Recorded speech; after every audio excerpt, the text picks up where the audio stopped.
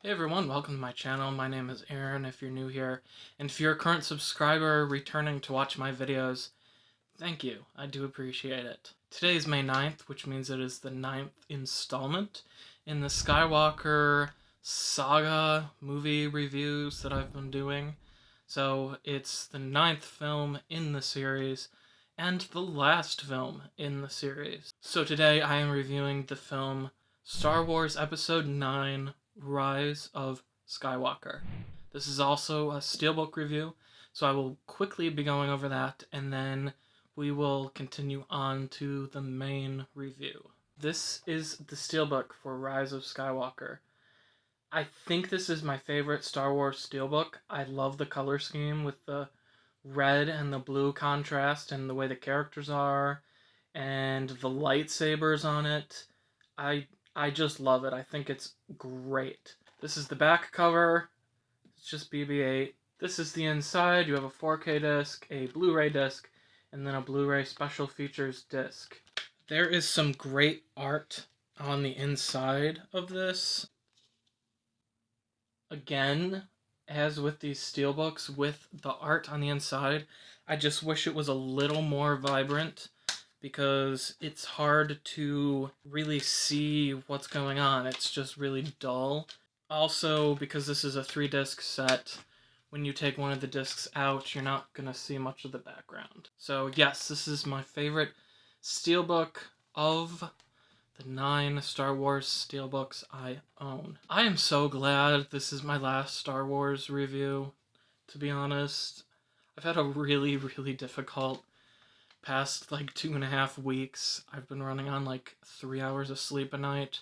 I've just been feeling terrible, so it's been a challenge actually watching a movie a day and reviewing a movie every day. So I probably won't do this again for any series for quite some time, if ever.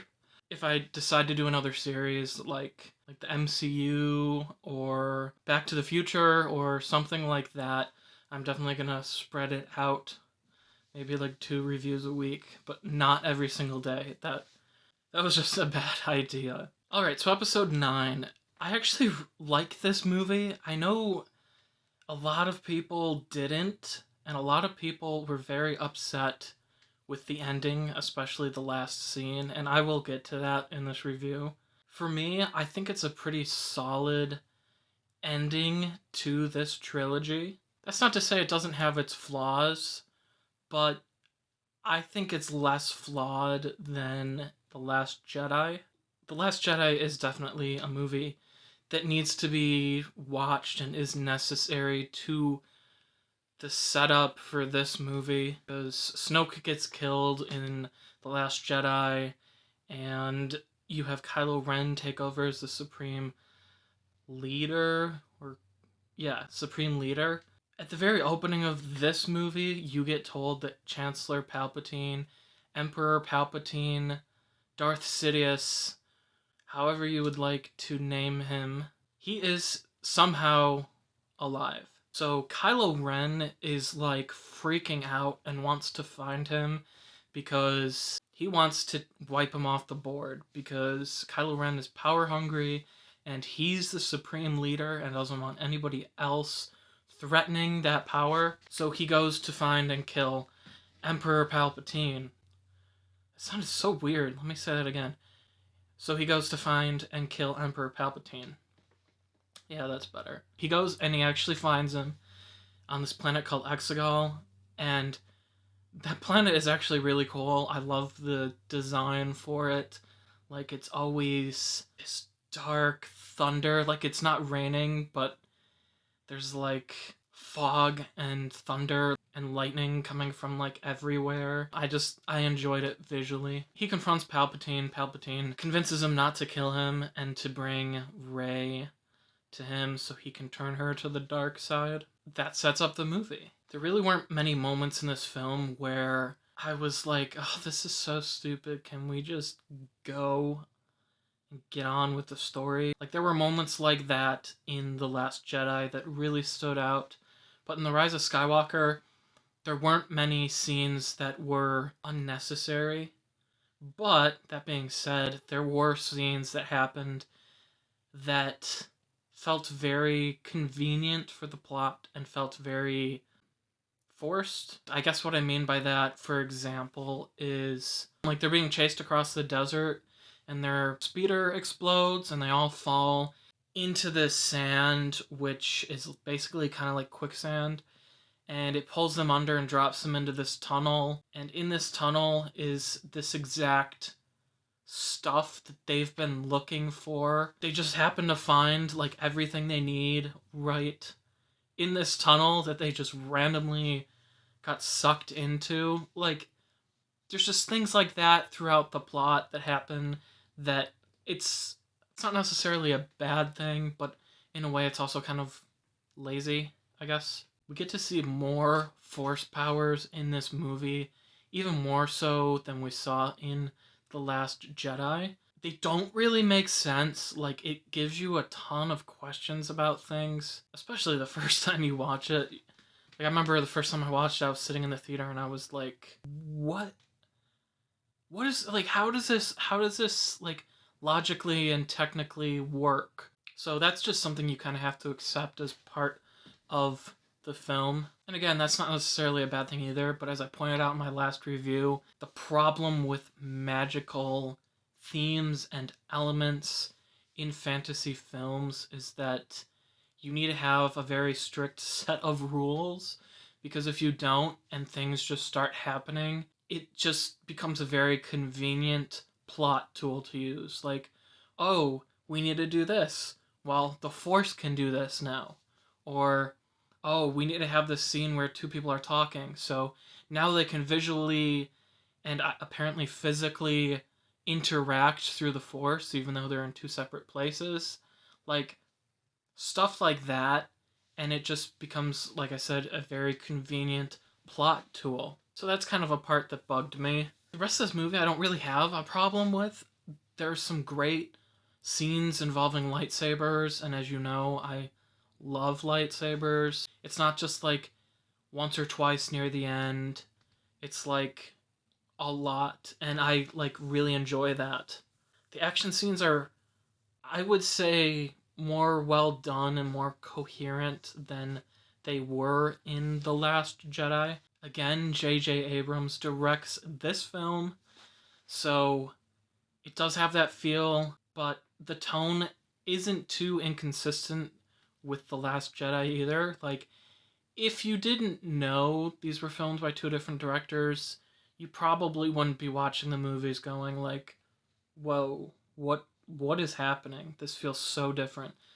Because they don't feel that different. There's a lot of divisiveness among fans over two things in this movie, and the one is that the Emperor is back. A lot of people were like, oh, well, isn't that convenient? Now we have a big bad guy again. Why? Like, he was supposed to die. This ruined Star Wars. And all this complaining. For me, I liked it because it was so unexpected. Like, why would we ever think that a super bad guy would come back after being dead?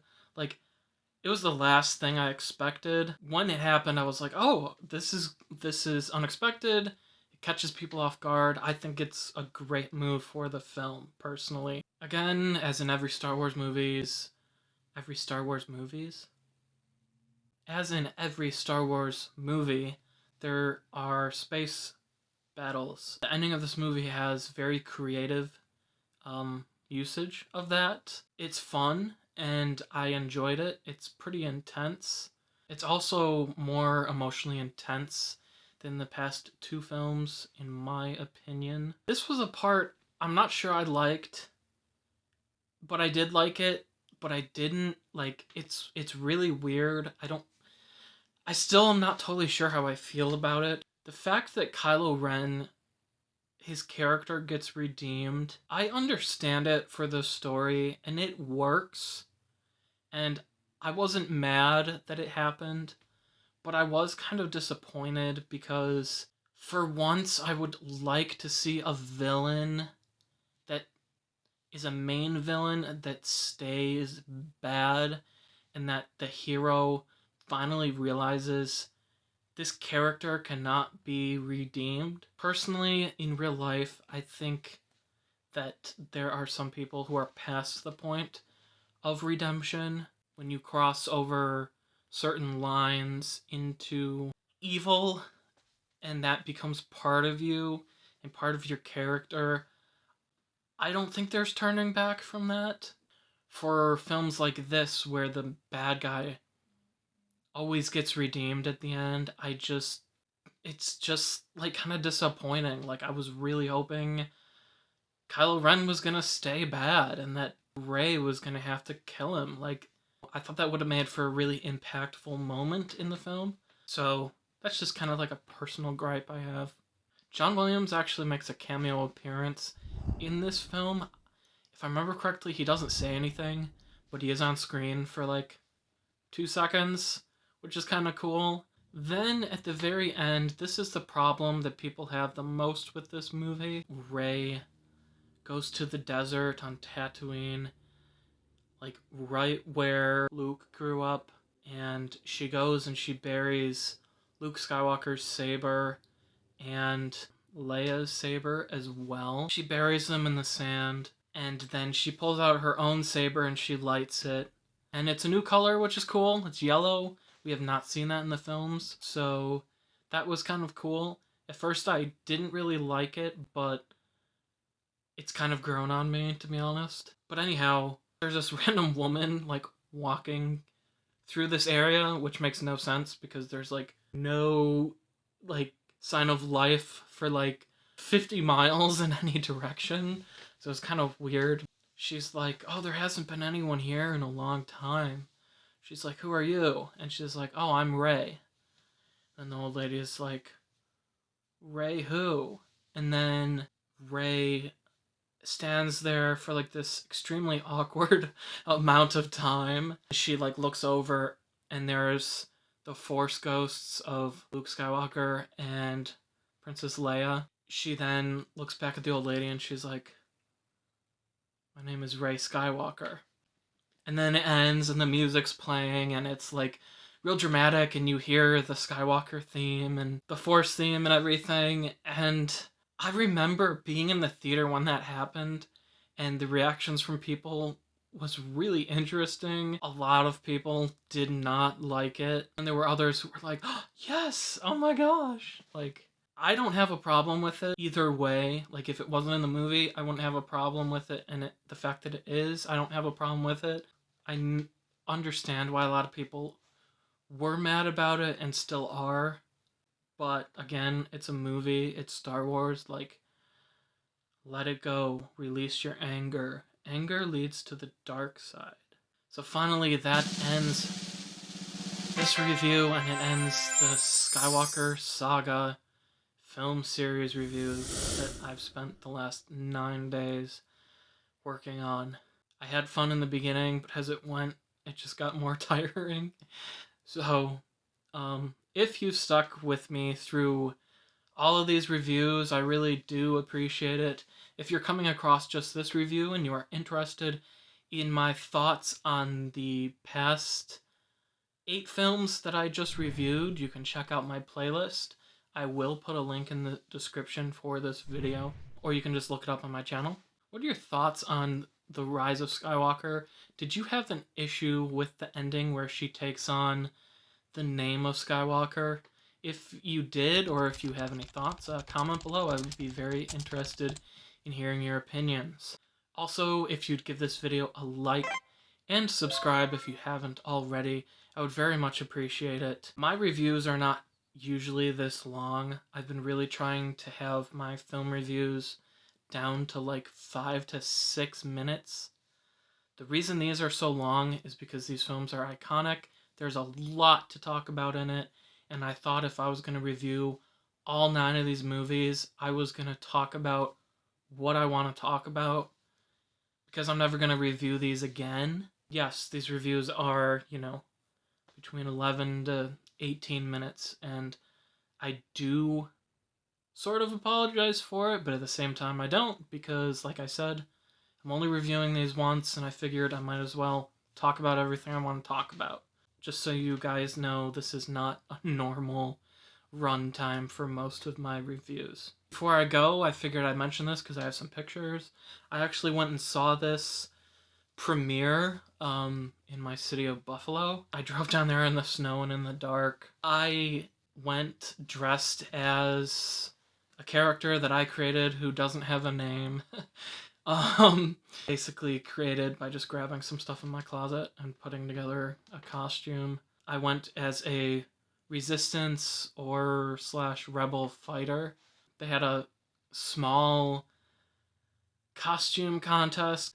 There was only there was Kylo Ren, 2 Han Solos, me as the resistance fighter, and then there was this guy who literally just put on a plaid shirt, and he was supposed to be George Lucas, and he won the contest, which is so stupid to me because there's no originality to it, and the costume was super lazy. So, but I came in second place by popular demand or opinion or whatever. So that was kind of cool. I didn't win anything. George Lucas won some $80 super limited edition Mandalorian figure or something like that. But it was still cool to be a part of my first cosplay thing and my first costume contest. I had a lot of people take pictures with me in the lobby with their little kids and stuff. That was kind of cool. My girlfriend was there. She was dark side Rey. No, she's not my girlfriend. I tried, but she seemed pretty disinterested in me. But she took a picture with me, so hey, okay. I'll take what I can get, okay? Chewbacca was there. He was not part of the contest because he was actually hired by the theater. So it was a fun night. It was fun just being part of that whole Star Wars experience. Being able to see all 3 films at the theater and experience it with other fans and be part of the costume contest, and it was a great time. So I would have liked if I could have had someone go with me as part of the contest, but I have no friends. So I don't know why that's funny. It's not. Shut up. Anyway, thanks for sticking through the ending. I do appreciate it. May the Force be with you always, and I don't think I have anything else to say. I'm finally done. I'm so happy. So, thanks for watching. My name is Aaron, and goodbye.